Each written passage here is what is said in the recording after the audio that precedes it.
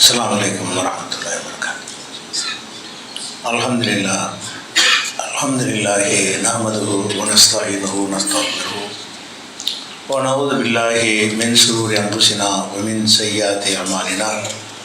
மன் யஹ்திஹில்லாஹு ஃபலா முதில்ல லஹு வ மன் யுضلில்ஹு ஃபலா ஹாதிய லஹு. வ அஷ்ஹது அன் லா இலாஹ இல்லல்லாஹு வஹ்தஹு லா ஷரீக லஹு வ அஷ்ஹது அன்ன முஹம்மதன் அப்துஹு வ ரசூலுஹு. அம்மா பஅத். கண்ணியத்திற்குரிய எல்லாம் வல்ல அல்லாஹ் ஜல்ல ஷானஹு தஆலாவின் நல்லடியார்களே, அல்லாஹுடைய நேசர்கள் யார் என்பதை எந்த மனிதர்களுக்கும் முடிவு செய்கிற அதிகாரம் கிடையாது. இது குறித்த சான்றுகளை, ஆதாரங்களை நம்ம பார்த்து வருகிறோம். அந்த ஆதாரங்களின் தொடர்ச்சியில் நபிகள் நாயகம் ஸல்லல்லாஹு அலைஹி வஸல்லம் காலத்தில் தபூக் என்ற ஒரு போர் நடந்தது. எதிரிகளுடைய படைபலம் அதிகமாக இருந்த அந்த தபூக் போரின் போது அனைவரும் வந்தாக வேண்டும் என்று சஹாபாக்களுக்கு கட்டளையிட்டார்கள். சில போர்களுக்கு அனைவரையும் வர சொல்ல மாட்டாங்க. எதிரியுடைய படை ரொம்ப வலிமையாக இருந்துச்சுன்னு சொன்னால் எல்லோரும் வரணும் என்று நபி ஸல்லல்லாஹு அலைஹி வஸல்லம் அவர்கள் உத்தரவு போட்டிருந்தார்கள். அது கடுமையான வெயில் காலம் வேற, நீண்ட தொலைவில் வர பிரயாணம் செய்து போகணும், கஷ்டமான நேரத்தில் நடந்த போர் என்று அதை குர்ஆனில் கூட அல்லாஹ் சொல்லி காட்டுறான். அந்த போரை பற்றி சொல்லும் பொழுது கஷ்டமான நேரத்தில் நடந்த போர். அந்த போருக்கு எல்லாரும் வரணும் என்று சொன்ன பிறகு அதில் முனாஃபிக்கள் என்ன செய்வாங்கன்னா, இந்த மாதிரி போர்களை தவிர்த்துருவாங்க. கிட்டத்தில் உள்ள போர்களுக்கு போவாங்க, அதில் யுத்தம் செய்யாமல் கடைசி அணியில் இருந்து நடித்து விட்டு வெற்றி பெற்ற பிறகு கனிமத்துகளை வாங்கிக்கிடுவாங்க.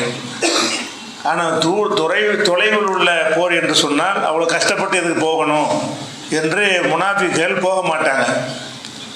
ஆனால் ரசூல் ஸல்லல்லாஹு அலைஹி வஸல்லம் வந்த பிறகு, போர் முடிந்து வந்த பிறகு என்ன செய்வாங்கன்னு கேட்டால், பொய்யான காரணத்தை சொல்லி என்ன செய்வாங்கன்னா அதை தப்பிச்சுக்கிடுவாங்க.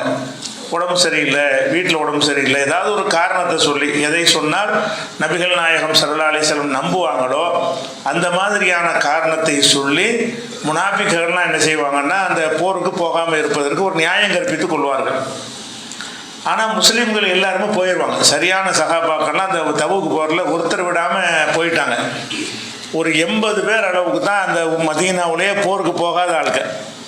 அந்த 80ல் ஒரு 3 சஹாபாக்கள், நல்ல சஹாபாக்கள் போகலை. அந்த பத்ர் போரில் எல்லாரும் போயிட்டாங்க. 3 சஹாபாக்கள் யாருன்னு கேட்டால், கஅப் பின் மாலிக் என்ற ஒரு சஹாபி, அதே மாதிரி முராரா பின் ரபி என்று ஒரு சஹாபி, ஹிலால் இப்னு உமையா என்று ஒரு சஹாபி. இவங்க 3 பேரும் நல்ல நபித்தோழர்கள். இந்த முராரா, ஹிலால் இவங்களெல்லாம் பத்ர் போரில் கலந்து கொண்டவங்க. கஅப் பின் மாலிக்கெல்லாம் ஆரம்ப காலத்தில் ரசூல் ஸல்லல்லாஹு அலைஹி வஸல்லம் மக்காவில் பிரச்சாரம் பண்ணிக்கிட்டு இருக்கும் பொழுது இங்கேருந்து ரகசியமாக போய் சந்தித்து இஸ்லாத்தை ஏற்றுக்கொண்டவர், அகபாவிலே ஏற்றுக்கொண்டவர்னு சொல்லுவாங்க. நபி ஸல்லல்லாஹு அலைஹி வஸல்லம் மக்காவில் இருக்கும் பொழுது மதீனாவிலேருந்து புறப்பட்டு போய் அவங்களோட இஸ்லாத்தை தழுவிட்டு அவங்க தான் மதீனாவில் இஸ்லாத்தை பரப்புனவங்க. அதில் முக்கியமான ஆள் யார்? கஅப் பின் மாலிக். இப்போ இந்த 3 பேரும் நன்மக்கள், ஆரம்ப காலத்திலேருந்து தியாகிகளாக இருக்கக்கூடியவங்க. அவங்க என்ன நினைக்கிறாங்கன்னு கேட்டால், அந்த பத்ர், அந்த தபூக்கு போவதற்காக வேண்டி நம்மள்கிட்ட வசதி இருக்கிறது, எப்படியும் நம்ம பின்னாடி போய் சேர்ந்துக்கிறலாம், ரசூலுல்லாஹ் போகட்டும், நாளைக்கு போவோம், நம்மள்கிட்ட வேகமாக செல்லக்கூடிய குதிரை இருக்கிறது, அவங்க 2 நாளைக்கு முன்னாடி போனால் கூட நம்ம 2 நாள் கழித்து போய் அதில் சேர்ந்துக்கிறலாம் அப்படி சொல்லி என்ன செஞ்சிட்டாங்கன்னு கேட்டால் தாமதமாக்கிட்டாங்க. அந்த நேரம் நிறைய மகசூல், பேரிச்சம்பழம்லாம் காய்த்து குலுங்கக்கூடிய ஒரு பருவம், அது அறுவடை செய்ய வேண்டிய ஒரு வேலை இருக்குதுன்னு சொல்லி அதில் ஈடுபட்டு இந்த போகிறோம்னு சொல்லி கடைசியில் இந்த 3 பேர் போகலை. மற்றவர்கள் முனாஃபிக்குகள் போகாமல் இருந்தாங்க. சஹாபாக்களில் போகாத ஆள் யாருன்னு கேட்டால் இந்த 3 பேர் தான். இந்த 3 சஹாபாக்கள் என்ன செய்யலை, உண்மையான சஹாபாக்கள், ஆரம்ப கால தியாகிகள். இவங்க பத்ர் அந்த தபூக் யுத்தத்துக்கு போகலை. நபி ஸல்லல்லாஹு அலைஹி வஸல்லம் போர்க்களத்தில் வச்சே விசாரிக்கிறாங்க, கஅப் பின் மாலிக் ஏன் வரலன்னு சொல்லி. அவருக்கு ஏதோ தோட்டம் துறவு விவசாயத்தில் ஈடுபட்டு அவர் உலக வாழ்க்கை அவரை மயக்கிருச்சின்னு சொல்லி கூட இருந்த சில பேர் ரசூலுல்லாஹ்ட்ட சொல்கிறாங்க. அப்போ நபி ஸல்லல்லாஹு அலைஹி வஸல்லம் மதீனாவுக்கு வந்த பிறகு ஒவ்வொருத்தராக வந்து என்ன செய்கிறாங்கன்னா, இந்த வராத 80 பேர் இருக்காங்கல்ல, சுமார் 80 பேர், அதாவது முனாஃபிக்குகள் மாதிரி ஆளுங்க, அவங்க வந்து பொய்யான காரணத்தை சொல்லிவிட்டு நபி ஸல்லல்லாஹு அலைஹி வஸல்லமுடைய அந்த கண்டனத்தை தண்டனையை பெறாமல் தப்பிச்சு போயிடுறாங்க. நான் இந்த காரணத்தினால வரல, ஏன்னா வெளிப்படையாக சொல்கிறத நம்ப முடியும், உள்ளத்தில் உள்ளது அறிய முடியாது. அந்த 80 பேர் என்ன செய்கிறாங்கன்னு கேட்டால், தந்தைக்கு உடம்பு சொல்லாமல் இருந்துச்சு, எனக்கு ரொம்ப சீரியஸாக இருந்தது, நானே படுத்த படுக்கையாக கிடந்தேன், என்னத்தையாவது பொய் சொல்லுவாங்க. அந்த பொய்யை நபிகள் நாயகம் ஸல்லல்லாஹு அலைஹி வஸல்லம் அவர்கள் ஏற்றுக்கொண்டு, சரி நீங்கள் வராமல் இருந்தது பரவாயில்ல, நீ காரணத்தோடு தான் வரல என்று அந்த காரணத்தை ஏற்றுக்கொண்டு அவங்களுக்கு பாவ மன்னிப்பு தர தெரியாது. நமக்கு முனாஃபிக்கு நடிச்சுக்கிறவங்கன்னு தெரியாது, அல்ல அவங்களை மன்னிப்பானாக என்று அந்த 80 பேர் பொய்யான காரணம் சொன்னவர்களையும் ரசூலுல்லாஹ் என்ன செய்கிறாங்கன்னா, அந்த காரணத்தை ஏற்றுக்கொண்டு மன்னிச்சிடுறாங்க.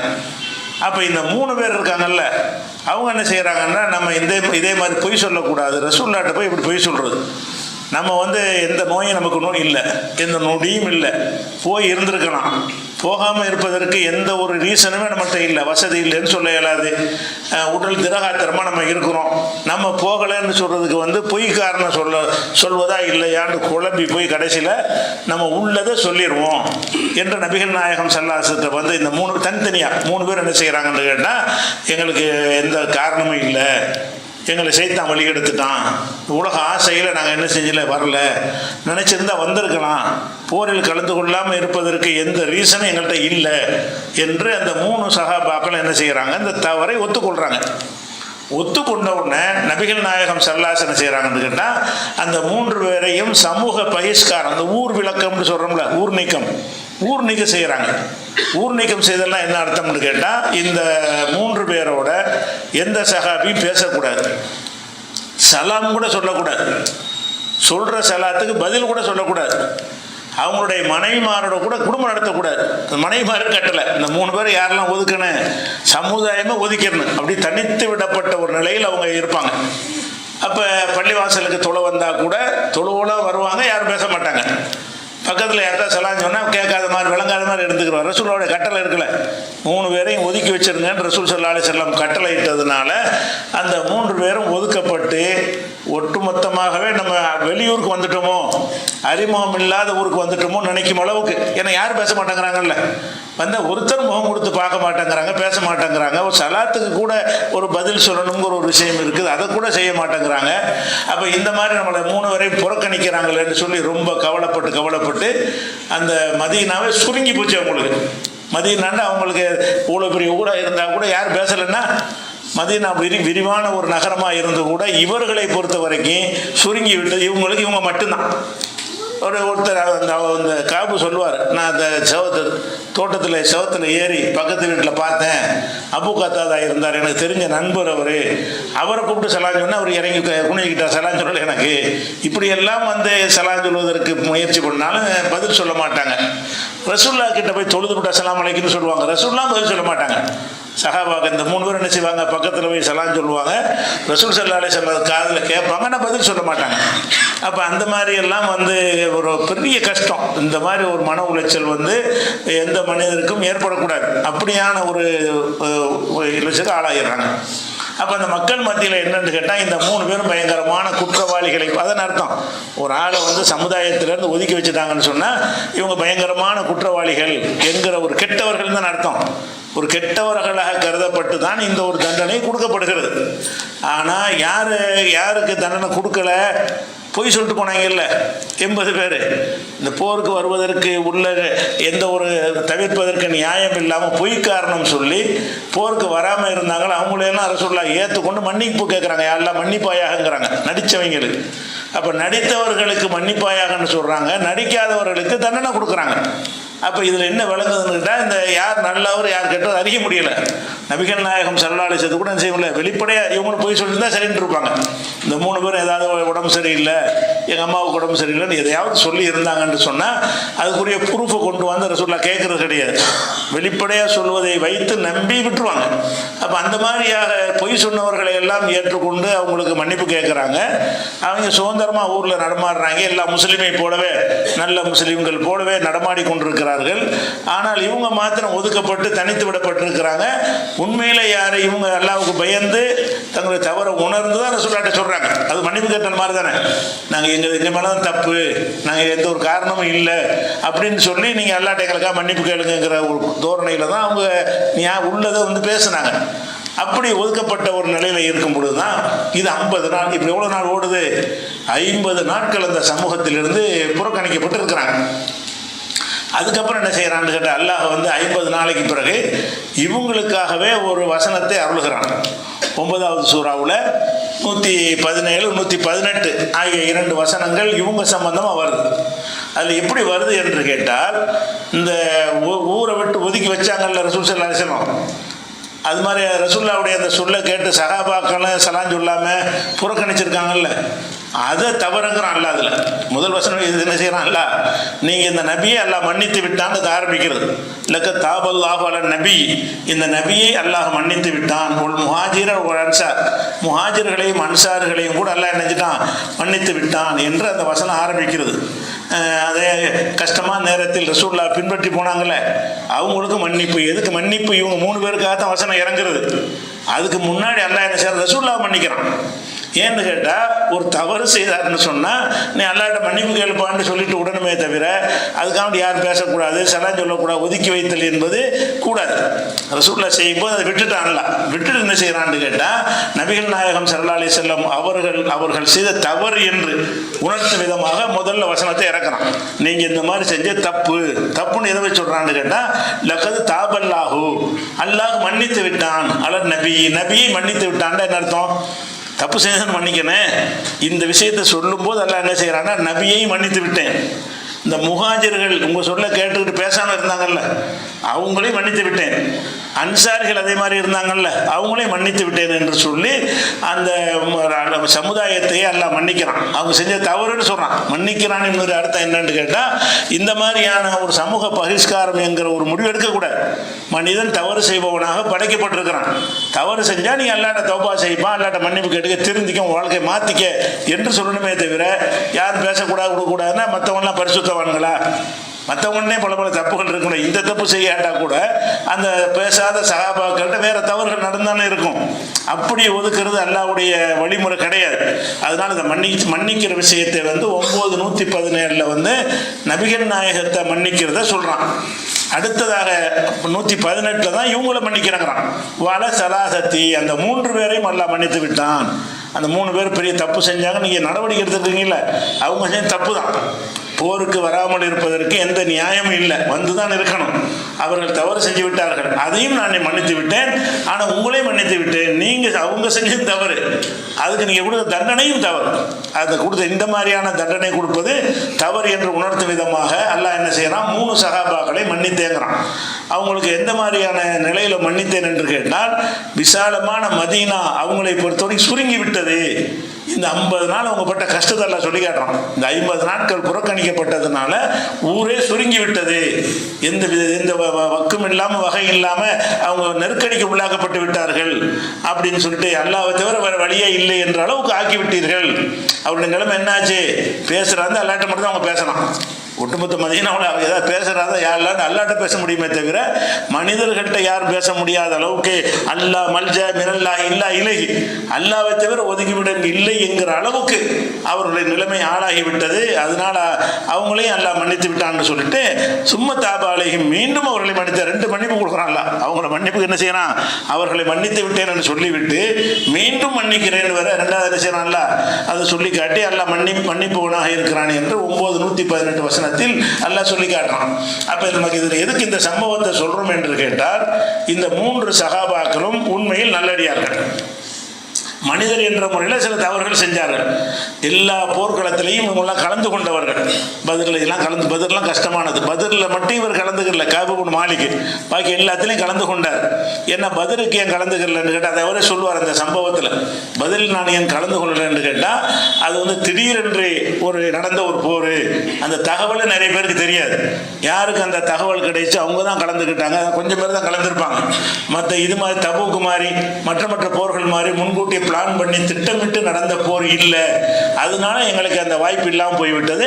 ஆனால் அதை விட நான் அக்கபாவில் கலந்து கொண்டவன். அக்கபான்னா மதீனாவில் போய் யாருமே இல்லாமல், மதீனாவில் ஒருத்தர் கூட இல்லாமல் இருந்தாங்களே, அந்த நேரத்தில் நான் மதீனாவில் இருந்து போய் இஸ்லாத்தை ஏற்றவன். ரசூலுல்லாஹ் மக்காவில் போய் பார்த்து ரகசியமாக சந்தித்து ஏற்றுட்டு வந்தவன். எல்லாத்துலேயும் கலந்துருக்கிறேன். இந்த ஒன்று தான் நான் மிஸ் பண்ணிட்டேன், தப்புக்கு தான் மிஸ் ஆகிட்டேன்னு சொல்கிறார். அப்போ இதுக்கு பிறகு என்ன செய்யுதுன்னு கேட்டால், ரசூல் ஸல்லல்லாஹு அலைஹி வஸல்லம் அவர் கூப்பிட விட்டு அல்லாஹ் உங்களுக்கு நான் ஒரு நற்செய்தி சொல்கிறான் அப்படின்னு அந்த 3 பேருக்கு அந்த வசனத்தை வாசி காட்டுறாங்க. இப்போ இந்த 9, 117, 118 வசனங்களை வாசித்து அல்லாஹ் உங்களுடைய மன்னித்து விட்டான், நற்செய்தி பெற்றுக்கொள்ளுங்கள் அப்படின்னு சொன்ன உடனே அவர் என்ன செய்கிறாருன்னு கேட்டால், இந்த சம்பவங்களையெல்லாம் முழுசாக நீங்கள் அறிந்துக்கிற விரும்பினீர்கள்னா பெரிய ஹதீஸ் அது. 4418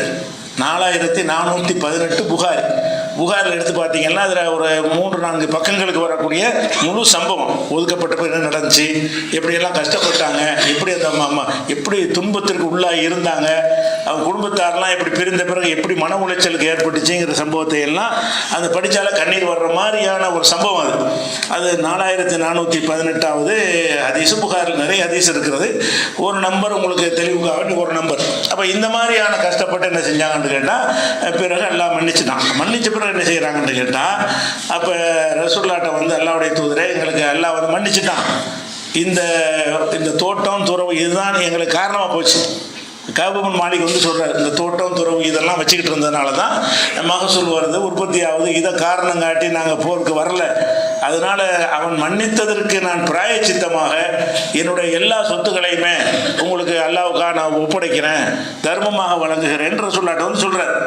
என்கிட்ட என்ன அல்லாஹ் காரணம் அந்த சொத்து தானே, இல்லாட்டி போயிருப்பார். சொத்துக்கள்லாம் இருந்துச்சு, மகசூல் நேரம், உற்பத்தி ஆகிற நேரம், இந்த நேரத்தில் நம்ம இல்லைன்னு சொன்னால் விளைச்சல்லாம் குறைஞ்சி போயிடும், அது கவனிக்க ஆள் இல்லை அப்படின்னு நினைத்து கொண்டு இருந்ததுனால அந்த சொத்துக்கள் செல்வங்க, சொத்துன்னா தோட்டத்துறவு தான், தோட்டத்துறவுகள்லாம் வந்து என்னை வந்து கெடுத்துருச்சு. அதனால எல்லாத்தையுமே நீங்கள் எனக்கு எந்த சொத்துமே வேணாங்கிறார். என்னை அல்லாஹ் மன்னிச்சதே போதும், எனக்கு எந்த சொத்து வேண்டியதில்லை, எல்லாத்தையுமே நான் அல்லாஹ்வுக்காக தர்மம் செய்கிறேன் என்று சொல்லி உங்கள் கையில் ஒப்படைக்கிறேன் என்று சொல்கிறார். அப்போ ரசூலுல்லாஹ் சொல்கிறாங்க, அப்படி நீ செய்யாத, நீ அல்லாஹ் மன்னிச்சதுக்காக ஏதாவது செய்யறதா செய், ஆனால் உனக்குன்னு சிலதை வச்சுக்க, எல்லாத்தையும் கொடுத்துடக்கூடாது, உனக்குன்னு சில சொத்துக்களை வைத்துக்கொண்டு ஒரு கொஞ்சம் சொத்துக்களை நீ கொடு என்று அவருக்கு அறிவுரை சொல்கிறாங்க. அவர் ஹைபர் போரில் எனக்கு கிடைத்த கனிமத்தில் கிடைத்த அந்த சொத்துக்களை மட்டும் வைத்துக் கொள்கிறேன், மற்ற எல்லாத்தையும் தந்துடுறேன்னு கொடுத்துட்டார். இந்த மன்னிப்புக்காக வேண்டி, அல்லாஹ் மன்னிச்சதுக்காக வேண்டி கொடுத்துட்டார். அப்போ நம்ம பார்க்கும் பொழுது இவர் இந்த கஅப் இப்னு மாலிக்கும் சரி, மற்ற 3 பேரும் சரி, ரொம்ப உயர்ந்த இடத்துல இருக்கிறாங்க. கடைசியாக தெரியுது உயர்ந்த இடத்தில் இருக்கிறாங்கன்னு எப்போ தெரியுது, அல்லாஹ் மன்னித்து விட்டு அவர்களுக்காக வசனத்தை இறக்கி, தனி நபர்களுக்கு வசனங்கள் வந்து சில பேருக்கு தான் இறங்கி இருக்கிறது. ஆயிஷா நாயுடைய அவதூறுக்காக இறங்கி இருக்கிறது, இந்த ஜெயிதுங்கிற சஹாபிக்காக இறங்கி இருக்கிறது.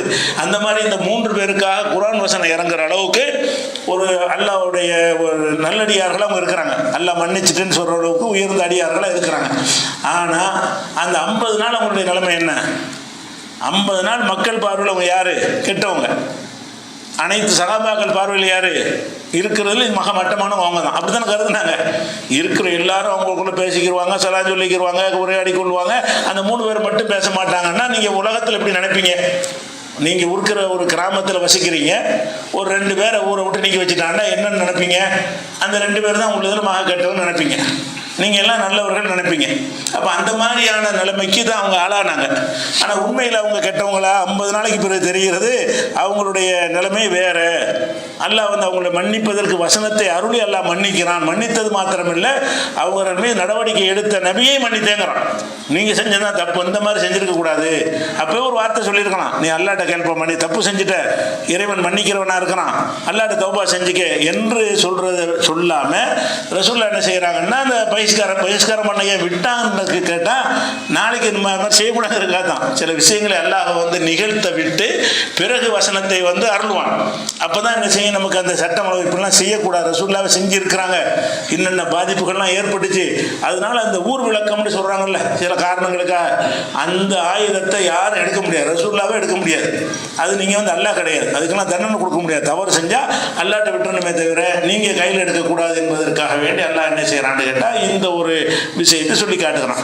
அப்போ நம்ம பெருட்சர் எதுக்காக இதை சொல்கிறோம்னு கேட்டால், நபிகள் நாயகம் ஸல்லல்லாஹு அலைஹி வஸல்லம் காலத்தில் பொய்யான 80 பேர் பொய் காரணம் சொல்லிட்டு போனார்கள். இருந்தார்கள். அவங்களாம் நல்லடியார்கள் ஆகிட்டாங்க சமுதாயத்துக்கு மத்தியில். அவங்கள ரசூலுல்லாஹ் மன்னிப்பு கேட்குறாங்கன்னு என்ன அர்த்தம்? முனாஃபிக்குன்னு நல்லா தெரியும். முனாஃபிக்கு தான் வராமல் இருந்தாங்கன்னு இவர் சொல்கிறார், இந்த அறிவிப்பாளர் சொல்கிறார். முனாஃபிக்குகளாக இருந்தாங்க, அவங்க வரலன்னு. ஆனால் ரசூலுல்லாஹ் என்ன செய்கிறாங்க? பொய்க்காரன் சொன்னோன்னே சரி அல்ல அவங்கள மன்னிப்பானாக அப்படின்னு சொல்வதன் மூலமாக மக்கள் மத்தியில் என்ன வரும்னா, சரி தப்பு செஞ்சுட்டாங்க, தக்க காரணத்தோடு தான் போருக்கு வராமல் இருந்திருக்கிறாங்க என்று நல்ல எண்ணம் எல்லாரும் வச்சுப்பாங்க. ரசூலுல்லாஹ் ஏற்றுக்கினாங்களா அந்த காரணத்தை? அப்போ நல்ல எண்ணம் எல்லாருமே தான் ஏற்பட்டிருக்கும். அப்போ நல்லவர் கெட்டவருங்கிற தீர்மானிக்கிற விஷயத்தை நபிகள் நாயகம் ஸல்லல்லாஹு அலைஹி வஸல்லம் இல்லை என்பதற்கு இந்த தபூக்கு போரில் நடந்த இந்த சம்பவம் மிகப்பெரிய சான்றாக இருக்கிறது. இதை ஒரு சம்பவத்தை பார்க்குறோம். அதே மாதிரி நபிகள் நாயகம் ஸல்லல்லாஹு அலைஹி வஸல்லம் அவங்களுடைய காலத்தில் ஒருத்தர் என்ன செஞ்சாருன்னு கேட்டால், ரசூலுல்லாஹ்ட்ட ஒரு ஒரு வஹியை நான் இஸ்லாத்தை தழுவுறார். ரசூலுல்லாஹ் என்ன செய்கிறாருன்னு கேட்டால் இஸ்லாத்தை தழுவுகிறார். தழுவி இது புகாரியில் 3617வது ஹதீஸில் வருது. ஒரு ஆள் நான் கிறிஸ்தவராக இருக்கிறாரு, அவர் என்ன செய்ய ரசூலுல்லாஹ்வை சந்தித்து நான் இஸ்லாத்தை ஏற்றுக்கிறேங்கிறார். ஏற்றுக்கிட்டா என்ன செய்வாங்க?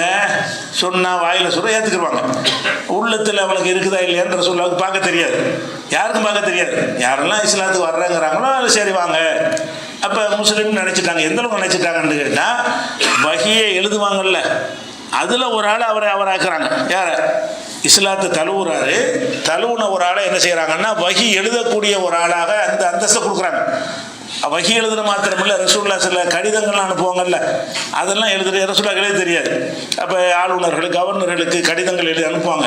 சில சட்டத்திட்டங்களை எழுதி அனுப்புறதா இருந்தால் அவர் கூப்பிடுவாங்க, எழுது இந்த கடிதத்தை இந்த இவருக்கு எழுது, இந்த கடிதத்தை எப்படி எழுதுன்னு சொல்லி ரசூல் ஸல்லல்லாஹு அலைஹி வஸல்லம் அவங்க டிக்டேட் அவங்க சொல்லுவாங்க, அவர் எழுதுவார். அப்போ இஸ்லாத்தை ஒருத்தர் ஏற்றுக்கொண்டாரு. ஏற்று பக்கரா ஆல இம்ரான் நம்ம சூறாக்கள்லாம் மனப்பாடம் பண்ணார். ரசூலுல்லாஹ்வுக்கு எழுதக்கூடியவராகவே நெஞ்சார் இருந்தார். இருந்தோன்னே அது கடைசியில் என்ன ஆச்சுன்னா, அவன் நடிச்சுட்டு தான் வந்தாங்க, அந்த இஸ்லாத்துக்கு வரல. ஏன்னு கேட்டால் யூதர்களுக்கு ஒரு கொள்கையை வச்சுருந்தாங்க. என்ன கொள்கையை வச்சுருந்தாங்கன்னு கேட்டால், 3வது சூறாவில் 72வது வசனத்தில் எல்லாம் இதை சொல்லி காட்டுறோம். முகமது நபிகிட்ட போய் எல்லாரும் போய் சேர்றாங்க, அதை நம்ம தடுக்கணும். நிறைய பேர் போய் சேர்றாங்கன்னா அதை தடுக்கணும். அதுக்காக என்ன செய்யணும்னு கேட்டால், நீங்கள் சில பேர் போய் காலையில் போய் அவர்கிட்ட போய் சேருங்க, சாயந்தரத்துக்கு பிடிக்கணும் வெளியே வந்துடுங்க. அப்போ இருக்கிற ஆளுக்கு டவுட் வரும்ல, இவங்க போய் சேர்றது எதுக்குன்னு கேட்டால் அந்த மாதிரி சொல்கிறாங்க. கால தாய் பத்து அலில் கிதாபி, வேதக்காரர்கள் ஒரு சாரார் சொல்கிறார்கள், ஆமினோ பில்லதி முன்சில் அல்லல்லதி நாமனும், இந்த மூமின்களுக்கு அருளப்பட்ட அந்த வேதத்தை நீங்கள் நம்புங்கள், வஜ்ஹர் நகாரி பகலில் நம்பி விடுங்கள், வக்ஃபூர் ஆகிரஹு அப்புறம் கடைசி நேரத்தில் மறுத்து விடுங்கள், அல்லஹும் எரிஜிவும் மீதி உள்ள ஆட்கள் அங்கேருந்து வெளியேறட்டு. அவங்களுடைய ரசூலுல்லாஹ்வுடைய அந்த மார்க்கத்தில் குறை காண முடியாதவர்கள் என்ன செய்யாங்க, சைக்காலஜிக்கலாக அணுகிறாங்க. மனோதத்துவ ரீதியாக ஒரு சபையிலேருந்து ஒரு 10 பேர் வெளியேறினான்னு வைங்களேன், இருக்கிற ஆட்கள் ஒரு 10 பேர் சந்தேகம் வந்துடும், நம்மளும் வெளியேறிடுவோம். ஏன் நல்லதானே இருந்தாங்க, இந்த ஆளுக்கு வெளியே போயிட்டாங்களே, நம்ம ஏன் அதில் இருக்கணும். இதுக்காக இந்த யூதர்களுக்கு ஒரு கை வந்த கலர். அவங்க என்ன செஞ்சாங்கன்னா, ரசூலுல்லாஹ் 3வது சூறாவில் 72வது வசனத்தை எல்லாம் சொல்லி காட்டுக்கிறான். அப்போ இஸ்லாத்தில் ஏற்கிற மாதிரி ஏற்கனவே பிறகு நம்ம வெளியேறிடணும். வெளியேறுவதை அவர் மட்டும் வெளியேற மாட்டார், இருக்கிற சஹாபாக்கள் அவங்க கருத்து ஒரு சஹாபி மாறல. அப்படி அவங்க அந்த சைக்காலஜிக்கல் எடுப்படலை. அவங்க நினைச்சது அப்படி நினைஞ்சாங்க, நம்ம இப்படி சில பேர் வெளியேற்றிட்ட போய் இஸ்லாத்தில் சேர்ந்துட்டு வெளியே வந்தாங்கன்னு சொன்னால், அப்போ இருக்கிற ஆட்களுக்கும் ஒரு குழப்பம் வரும், ஒரு சந்தேகம் வரும். அதுக்கு பிறகு அந்த ஒன்றும் இல்லாமல் ஆயிடுவாங்க, ரசூலுல்லாஹ்ட்ட யாருமே இருக்க மாட்டாங்கன்னு ஒரு திட்டம் போட்டு செஞ்சாங்கன்னு சொல்லுது. அந்த வசனத்தின் அடிப்படையில் தான் இது நடந்திருக்கணும். இஸ்லாத்தை ஏற்கிறாரு, நசரானியாக இருந்தார், ஏற்றது என்ன செய்கிறாருன்னு கேட்டால், வஹியெல்லாம் எழுதக்கூடிய ஆளாக இருந்துட்டு நான் வெளியேறிட்டேன், இதை விட்டு வெளியேறிட்டேன், இஸ்லாத்தை வெளியேறிட்டேங்கிறாரு. ஆனால் ரசூலுல்லாஹ் நினைஞ்சாங்க, அவர் இஸ்லாத்தை ஏற்கிறேன்னு சொன்ன உடனே இவன் நடிக்கிறான், பிறகு மாறிடுவான், நமக்கு எதிராகலாம் போவான்லாம் கணிக்க முடியலை. வஹி எழுதுகிற வேலை வரைக்கும் கொடுத்தாங்க. கடிதங்கள் எழுதுகிற வேலை, என்னத்தை கடிதத்தை மாற்றி எழுதினான்னு தெரியாதுல்ல. ஒரு கடிதத்தை எழுதும்போது செய்யின்னு சொல்கிறத செய்யலைன்னு கூட எழுதி விட்டுடலாம்ல. அந்த மாதிரியான பொறுப்பெல்லாம் ஒப்படைக்கிறாங்க. அப்போ வெளியே வந்தவன் என்ன சொல்கிறான்னு கேட்டால், மா எதிரி முகமதுக்கு ஒன்றும் தெரியாதுப்பா, நான் எழுதுறது தான், நானாக தான் எழுதுவேன், நான் எழுதுறத எழுதிக்கிறோம், அவர் பேரை போட்டுக்கிறோம், அந்த மாதிரி எனக்கு அந்தஸ்து கொடுத்து வச்சுருந்தா அதுக்கு ஒன்றுமே தெரியாது, நான் எதை நினைக்கிறேனோ அதையெல்லாம் நான் எழுதிடுவேன் அப்படிங்கிற அளவுக்கு இருந்தார்னு சொல்லி இஸ்லாத்தை விட்டு வெளியேறினதுக்கு காரணம் சொல்கிறான்.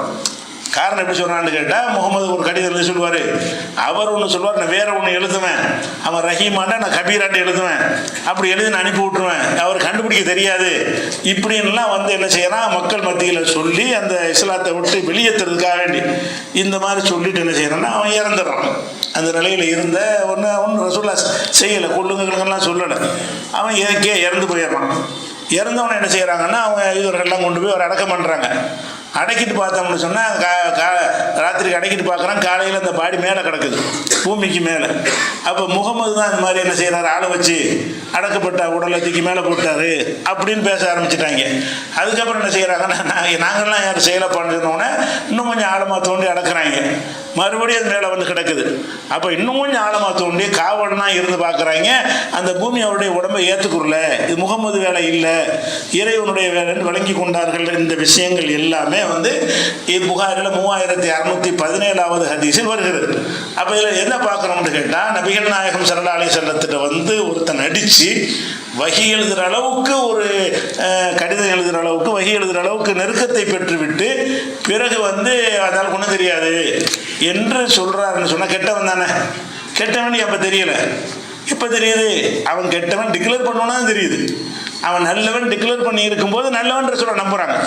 அவன் தன்னை நல்லடியாருன்னு அவர் சஹாபி இஸ்லாத்தை ஏற்றுக்கிட்டேன்னு அவன் சொல்லும் பொழுது அதை நம்பி அதுக்குரிய அந்தஸ்தை கொடுக்குறாங்க.